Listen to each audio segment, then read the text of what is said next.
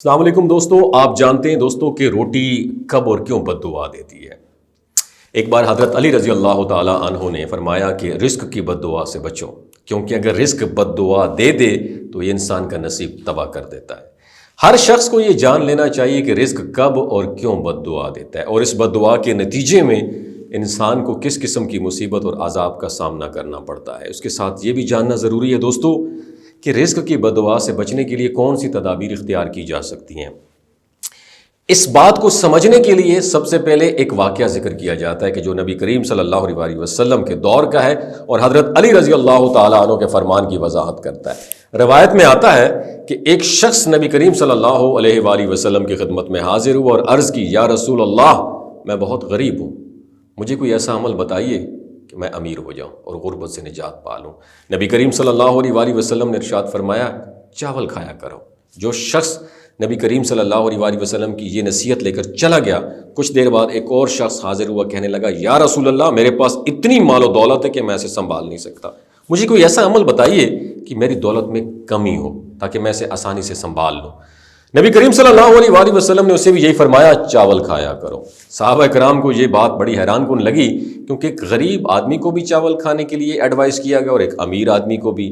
تو انہوں نے نبی کریم صلی اللہ علیہ وآلہ وسلم سے اس حکمت کے بارے میں سوال کیا، تو نبی کریم صلی اللہ علیہ وآلہ وسلم نے فرمایا، جب چاول پکائے جاتے ہیں تو ان میں ایک دانہ ایسا ہوتا ہے جو اللہ کی خاص رحمت اور برکت والا ہوتا ہے۔ غریب آدمی جب چاول کھائے گا تو وہ تھوڑی مقدار میں کھائے گا اور احتیاط سے کھائے گا، وہ برکت والا دانہ اس کے حصے میں آ جائے گا جس سے اس کے رزق میں برکت ہوگی۔ لیکن جو شخص امیر ہے وہ زیادہ مقدار میں چاول پکائے گا، زیادہ نکالے گا، زیادہ کھائے گا اور کچھ ضائع کر دے گا۔ اسی طرح وہ برکت والے دانے کو بھی ضائع کر دے گا، جس کی وجہ سے اس کی رزق سے برکت ختم ہو جائے گی، اس کے مال میں کمی آنے لگے گی۔ اور یہی بات اللہ کے اس فرمان سے جڑی ہوئی کہ جو شخص اللہ کا شکر ادا کرتا ہے اللہ اس کے رزق میں اضافہ کر دیتا ہے، اور جو ناشکری کرتا ہے اللہ اسے اپنی نعمتیں تک چھین لیتا ہے۔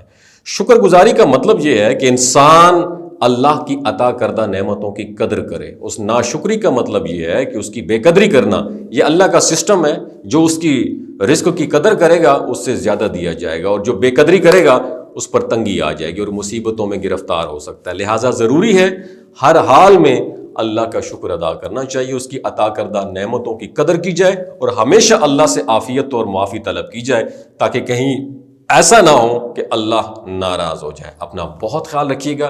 صدقہ جاریہ کے طور پہ اس ویڈیو کو زیادہ سے زیادہ شیئر کیجیے، ہو سکتا ہے آپ کے ایک شیئر سے کسی کو اللہ کی نعمتوں کی قدر کا احساس ہو جائے۔ اپنا بہت خیال رکھیے گا۔ اللہ حافظ۔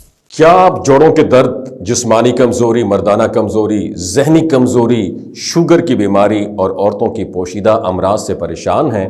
تو ہم لائے ہیں آپ کے لیے اسکردو گلگت بلتستان کی پہاڑوں سے خالص شیلاجیت، جو کہ انٹرنیشنل لیبارٹری سے ٹیسٹڈ بھی ہے، اور اسی وجہ سے ہم نہ صرف پاکستان اور انٹرنیشنلی اس کو سیل کرتے ہیں۔ آرڈر کرنے کے لیے ابھی واٹس ایپ نمبر پہ رابطہ کریں یا ہماری ویب سائٹ ضرور وزٹ کیجیے گا۔ اپنا بہت خیال رکھیے گا۔ اللہ حافظ۔